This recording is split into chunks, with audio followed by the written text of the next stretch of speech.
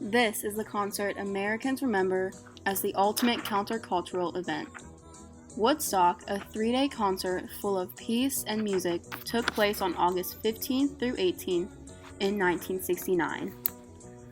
The concert came about from the later coined hippie movement, which aroused from the young people who opposed the Vietnam War, rejected traditional values, wore bright colors, engaged in the use of illicit drugs, and loved their rock and roll. The idea of the concert came from 4 young men with unlimited capital looking for both interesting and legitimate investment opportunities. These men got together and formed Woodstock Ventures.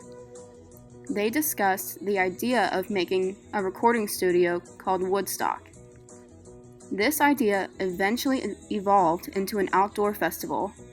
Bands such as Creedence Clearwater Revival, Jimi Hendrix, and Janis Joplin all played. At first, the organizers admitted it was really hard to get bands to play, but once the first band of Creedence Clearwater Revival agreed to play, the other bands and artists did too. The concert would be too big to take place in Woodstock, but luckily Max Yester agreed to let the concert take place on his 600-acre farm in Bethel, New York.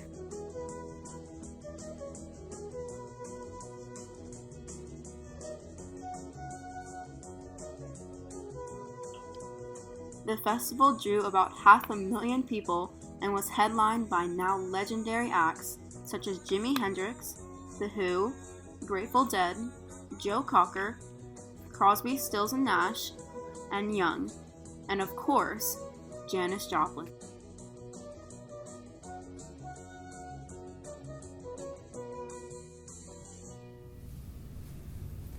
This is Jackie Burkhart interviewing Janis Joplin, who just performed at Woodstock 69. Hello. So, Janis, what does Woodstock mean to you?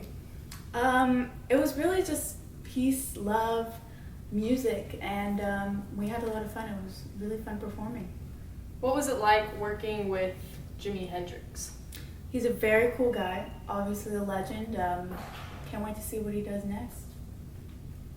What did you feel about performing with a crowd this size? It was pretty crazy, but I liked it because we just went with the flow. You know, it wasn't planned out. It was just how life was meant to be. We just went where it took us, and that was how it was meant to be.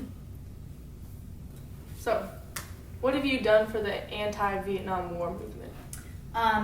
Well, I think as many people know, and similar to other artists at Woodstock, I'm against the Vietnam War, and I have protested. I'm for the protest, just trying to get our troops out of there. The Vietnam War was what sparked the counterculture movement, as the war was being broadcasted on televisions in American homes. Citizens were now able to see how terrible the war really was, hence the strong growing opposition to war participation by the American people. In this age of protests, one of the most recent finds 4,000 Londoners decrying British support for U.S. action in Vietnam. There were a few minor scuffles, but no arrests. Hippies, would-be hippies, and just plain folks made a colorful scene with wild costumes, uninhibited dancing, and general high frolic. Woodstock had such a great impact on the surrounding areas that it graced national headlines. The folk rock music festival, which brought 350,000 people to a rural area 2 hours from New York City, finally ended at dawn's early light. But while the music is over, the aftertaste lingers on. This is one reason Max Yasker's neighbors are upset because he leased his farm to a rock music festival. This is another. More than 350,000 people, mostly young people, showed up to hear the greatest rock groups in the country. The promoters billed it as 3 days of peace and music, and for most people, it was just that. Look what's happening.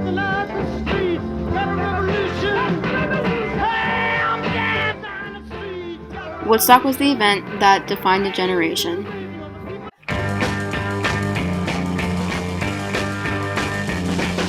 People try to put us to down, talking about my generation, just because we get around. Talking about my generation, things they do look awful. Talking about my generation, I hope I die before I get old. Talking about my generation, it's my generation, baby. Why don't you all